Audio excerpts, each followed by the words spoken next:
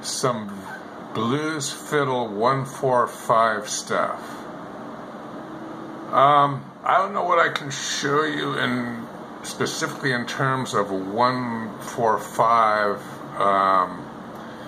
I know that most of my thinking in blues is in first position against the nut, and I'm just very familiar with all those shapes. For instance, if I'm playing in, say, G blues, and I'm like say here.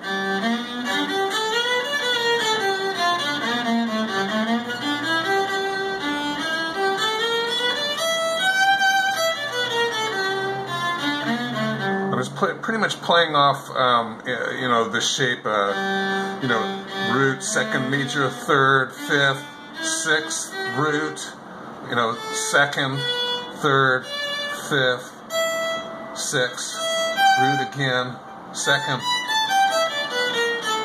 some accidentals in it.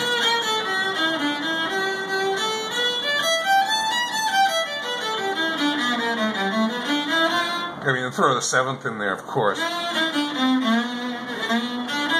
Stylistically, I'd simulate some bends, by sliding into the, the major third like that, or into the seventh, into the fourth.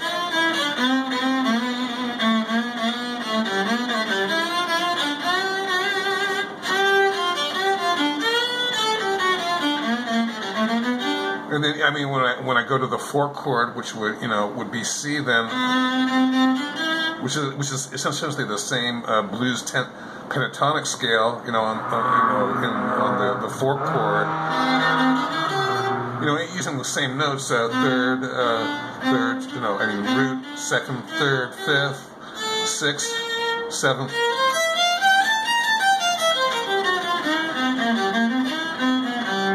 When I'm in the fourth chord, and then back from the when the chord, of course, you.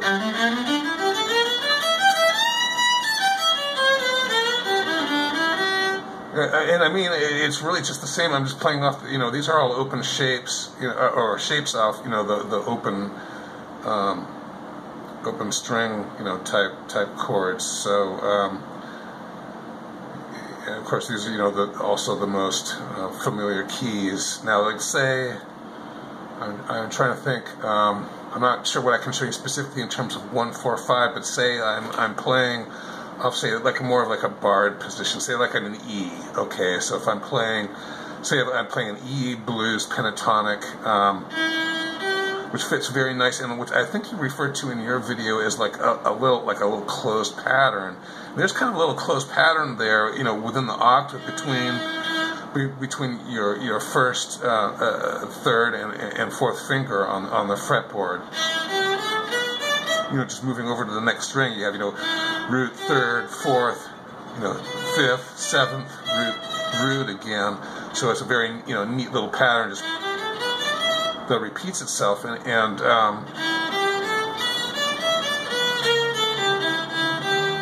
of course the other notes are there too, but.